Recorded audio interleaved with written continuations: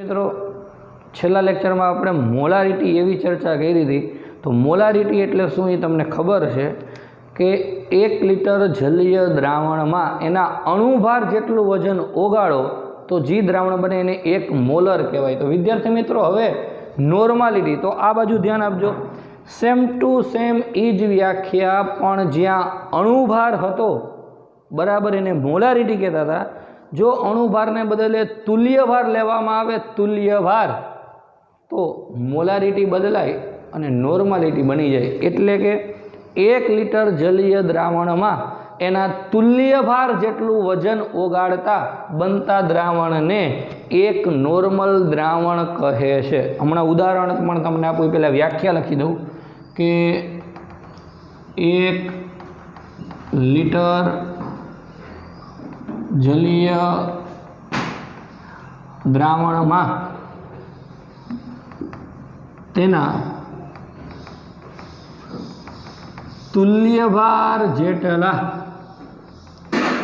वजन ने ओगाड़ता बनता द्रावण ने एक नॉर्मल द्रावण कहे छे। हवे तमने हूँ उदाहरण द्वारा एक समझावुं।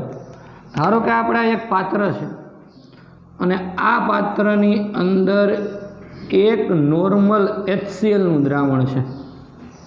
तो विद्यार्थी मित्रों आ एक नॉर्मल HCl तो बनाव्युं कई रीते हशे? तो के एने एम कही शकाय के 1 लीटर द्रावण में 36.5 ग्राम HCl ओगाड़ी अने बनाव्युं हशे। 1 लीटर द्रावण में 36.5 ग्राम HCl ओगाड़वामां आवे तो जी बने एने एक नॉर्मल HCl कहेवाय। तो विद्यार्थी मित्रों आ ज रीते हूँ एम कहूँ कि आ एक नॉर्मल H2SO4 नुं द्रावण छे। एक नॉर्मल H2SO4 तो एम कहेवाय के 1 लीटर जलीय द्रावण, शब्द इच्छा थाय तो लखजो जलीय द्रावण, एमां 49 ग्राम H2SO4 ओगाड़ेलो होय। हवे तमने एम थाय हजी बोलूं आ नॉर्मालिटी छे हो, नॉर्मालिटी। अने नॉर्मालिटी होय तो तमे जोई शको छो तुल्यभार जेटलुं वजन। जो हूँ अहींया 98 लखूँ तो ये H2SO4 नो अणुभार छे। पहला लेक्चर में क्यांक भण्या था एनो तुल्यभार 49 छे। तो मारो खाली कहेवानो तात्पर्य ई हतो नॉर्मालिटी होय नॉर्मालिटी तो तुल्यभार जेटलुं वजन ओगाड़वानुं। अहींया पण तुल्यभार जेटलुं वजन। तो विद्यार्थी मित्रों आना उपरथी चालो नॉर्मालिटीनुं सूत्र लखवुं होय तो सेम टू सेम मोलारिटीनुं सूत्र छे ई ज नॉर्मालिटीनुं सूत्र आवे, पण खाली एक ज फेर ज्यां द्राव्यनो अणुभार हतो त्यां हुं लखशुं द्राव्यनो तुल्यभार। तो सूत्र लखवुं होय तो 1000 गुणिया द्राव्यनुं वजन। वजन शेमां तो के ग्राम में, गाम में नहीं हो, ग्राम में, पछी द्राव्यनो तुल्यभार अने एने गुणिया द्रावणनुं कद केमा तो के मिली में। चालो हवे आने आधारित आपणे एक दाखलो गणीए, एकादा बे नॉर्मालिटीना, एटले तमने सारी रीते आइडिया आवे।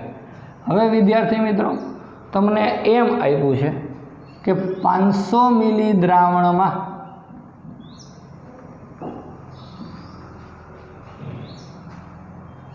20 ग्राम NaOH ओगाड़ता बनता द्रावणनी नॉर्मालिटी अथवा सप्रमाणता गणो। चलो तो हवे विद्यार्थी मित्रों सप्रमाणता एटले शुं गणवुं? नॉर्मालिटी। चलो नॉर्मालिटीनुं सूत्र शुं आवे तो के नॉर्मालिटी बराबर 1000 गुणिया द्राव्यनुं वजन। वजन तो के गाम में, ग्राम में भीम ध्यान दीजिए, द्राव्यनो तुल्यभार एने गुणिया द्रावणनुं कद, पण कद केमां लेवानुं? મિલીમાં। ચાલો તો હવે કિંમતો મૂકો। 1000 ગુણ્યા દ્રાવ્યનું વજન 20 ગ્રામ। હવે ધ્યાન, અહીંયા દ્રાવ્યનો શું છે? તુલ્ય ભાર। તો પદાર્થ કયો છે? NaOH। તો NaOH યાદ કરો, પહેલા લેક્ચરમાં બધું યાદ રાખવાનું છે। તો કે અણુ ભારે 40 અને તુલ્ય ભાર પણ 40 જ। તો આ 40 એને ગુણ્યા કેટલા મિલી દ્રાવણનું પદ? તો કે 500 મિલી। કેલ્સી એમાં સાદુરૂપ આપી દેજો, સીધો આવડે તો સીધું સાદુરૂપ આપી દેજો। આ તમારો જવાબ આવશે 1 નોર્મલ। ચાલો હવે આવી જ રીતે બીજો દાખલો। 250 મિલી દ્રાવણમાં, ધ્યાન આપજો ખાસ, 4.9 ગ્રામ H2SO4 દ્રાવ્ય કરતા બનતા દ્રાવણની સપ્રમાણતા અથવા નોર્માલિટી ગણો। ચાલો હવે સૂત્ર મૂકો। નોર્માલિટી બરાબર, તો કે નોર્માલિટી બરાબર 1000 ગુણ્યા દ્રાવ્યનું વજન। વજન કેમાં લેવાનું? તો કે ગ્રામમાં, એને ભાગ્યા દ્રાવ્યનો તુલ્ય ભાર, એને ગુણ્યા દ્રાવણનું કદ કેમાં? તો કે મિલીમાં। હાલો મિલીમાં નહીં હો, મિલી। ઓકે હવે કિંમતો મૂકો। 1000 દ્રાવ્યનું વજન કેટલું છે ભાઈ? 4.9 ગ્રામ। દ્રાવ્યનો તુલ્ય ભાર, દ્રાવ્ય કયો પદાર્થ છે ભાઈ? તો H2SO4। તો મેં તમને પહેલા લેક્ચરમાં યાદ રાખવાનું કીધું હતું, તુલ્ય ભાર છે ભાઈ, તુલ્ય ભાર। નોર્માલિટી એટલે તુલ્ય ભાર છે। અણુ ભાર 98, તો તુલ્ય ભાર કેટલો? તો કે 49। રેડી? ચલો એને ગુણ્યા દ્રાવણનું કદ, રકમમાં વાંચો, દ્રાવણનું કદ 250 મિલી। તો અહીંયા મૂકી દો 250। ચાલો હવે તમને સાદુરૂપ, મારા કરતાં હોશિયાર છો, સાદુરૂપ આપતા આવડશે। હાલો આ 4 આવ્યા। હવે આનું સાદુરૂપ કેટલું આવે? હાલો આનું સાદુરૂપ મને કેટલું આવે? તો જો આ અને આ બે ઉડાડી દઉં તો તમારે આને 4.9 એને 49, ધ્યાન આપજો, 49 લખવો હોય તો 49 ભાગ્યા 10 થાય બરાબર। એટલે આ બે ઉડી જાય અને 4 ભાગ્યા 10 એટલે આનો જવાબ આવશે તમારે 0.4 નોર્મલ। તો હવે હું આવા અહીંયા હોમવર્કમાં 3 દાખલા આપું છું, એ તમારે ગણવાના છે। આગળ મોલારિટીના દાખલા આપ્યા હતા બરાબર, અહીંયા નોર્માલિટીના પણ આપું છું અને બેયના જવાબ આપણે આના પછીના નેક્સ્ટ લેક્ચરમાં હું તમને બેયના જવાબ લખી અને આપીશ। તમારે આ દાખલા ગણવાના છે। ચાલો એકાદાની રકમ લખું। 750 મિલી દ્રાવણમાં 9.8 ગ્રામ H2SO4 ઓગાળતા બનતા દ્રાવણની નોર્માલિટી ગણવાની છે। ચાલો બીજો, 300 મિલી દ્રાવણમાં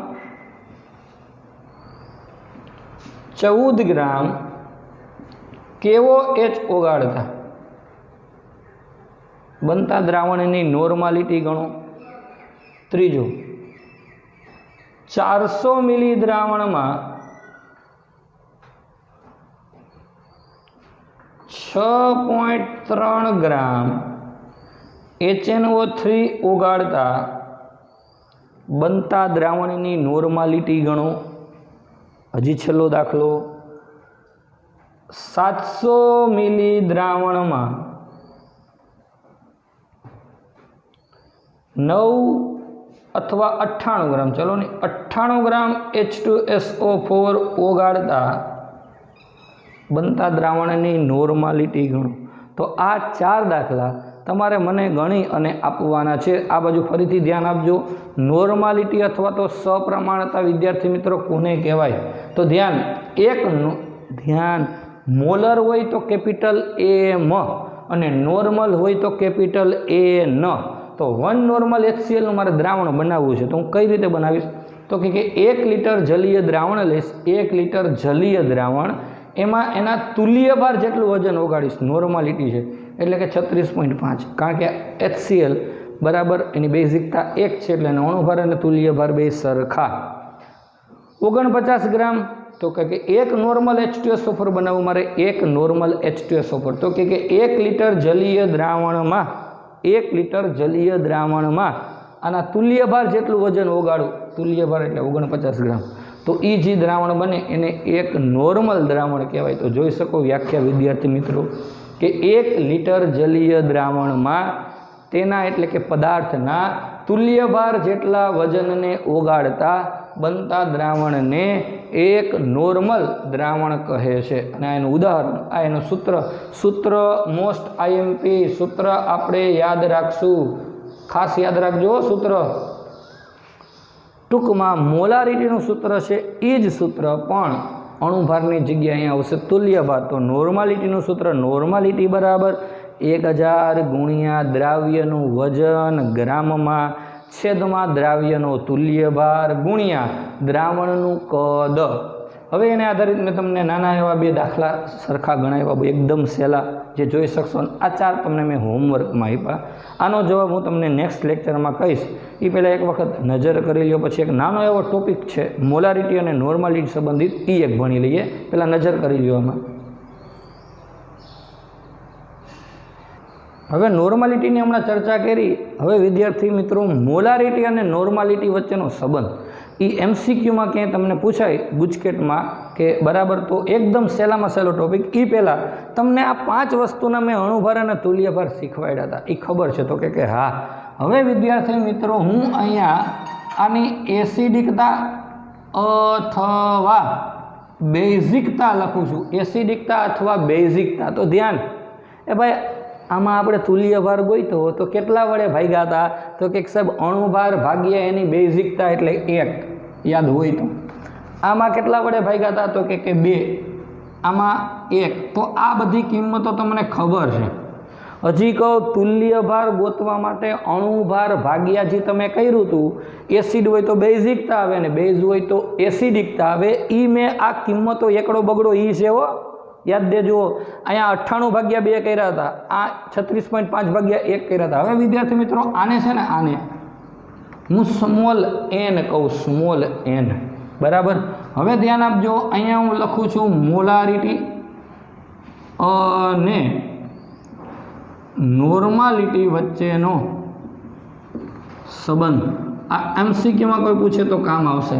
તો બે વચ્ચેનો સંબંધ છે નોર્માલિટી બરાબર મોલારિટી ગુણ્યા સ્મોલ n.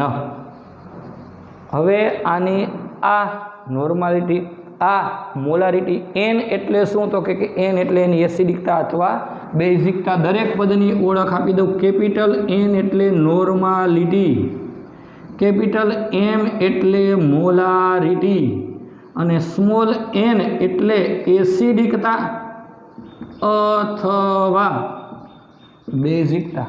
આને યાદ કેમ રાખવું? તો યાદ રાખવા માટે યાદ રાખો, એક ભાઈનું નામ તો આવડે જ તમને, નમન બરાબર. હું નમન, તો હંમેશા, હવે સાહેબ એમાં તો ન તો n આયા આવે ને n આયા આવે, તો હંમેશા પહેલો અક્ષર કેવો હોય? Capital letter. તો પહેલાં કેપિટલ n આવે ને પછી સ્મોલ n. જોઈ લો, નમન, નમન, આ રીતે યાદ રાખજો સાહેબ. હવે આને અમારી જરૂરિયાત ક્યાં પડે? ધ્યાન આપો. એકાદા નાના નાના MCQ કહો. એમ કીધું 0.4 મોલર HClની સપ્રમાણતા કેટલી? એક આવો પ્રશ્ન પૂછ્યો. એક પ્રશ્ન પૂછ્યો 0.6 મોલર H2SO4ની સપ્રમાણતા કેટલી? ચલો, તો વિદ્યાર્થી મિત્રો જ્યારે તમને મોલારિટી આપી હોય સીધી, અને સીધી નોર્માલિટી ગણવાની કે મોલારિટી આપી હોય ને સીધી નોર્માલિટી, તો મોલારિટી અને નોર્માલિટીનો સીધો સંબંધ મૂકી દેવાનો એટલે જવાબ આવી જાય નોર્માલિટી બરાબર મોલારિટી ગુણ્યા સ્મોલ n. નમન. તો મોલારિટી કેટલી આપી? તો કે 0.4. આ n કેટલા? તો કે પદાર્થ કયો છે એ જોવાનો, તો કે HCl. HCl માટે n અહીંયા રહ્યા, HCl માટે n કેટલા છે 1, તો અહીંયા 1 મૂકી દો. 0.4 ગુણ્યા 1 એટલે 0.4 નોર્મલ, આવો જવાબ આવે. હાલો અહીંયા મોલારિટી આપી અને નોર્માલિટી ગોતવાની કીધી, તો નોર્માલિટી ન ઓકે, મોલારિટી કેટલી આપી 0.6.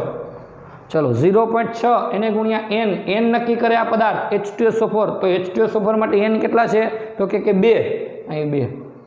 હાલો 0.6 ગુણ્યા 2 કરો, મારા જેવા ડોબો કહે સાહેબ 0.12. ડોબા 0.12 ન આવે, ન આવડે તો કેલ્શિયમ કરજે, બરાબર. ઘણા મેં જોયા છે 0.6 ગુણ્યા 2 એટલે 0.12 લખ્યા, અહીંયા 1.2 આવે. હવે વિદ્યાર્થી મિત્રો આ તો મોલારિટી ઉપરથી નોર્માલિટી આપી. હવે નોર્માલિટી આપી હોય તો મોલારિટી આવડે.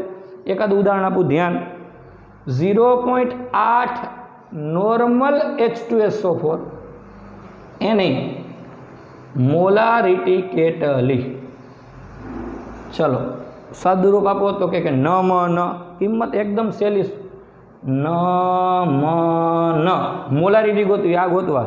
તો નોર્માલિટી તો કે આપી કેટલી ભાઈ 0.8 ભાગ્યા બરાબર m ગુણ્યા n એટલે H2SO4 હોય તો 2, કેમ ખબર પડે? આયા પહેલા લેક્ચરમાં જ આપણે ભણ્યા હતા.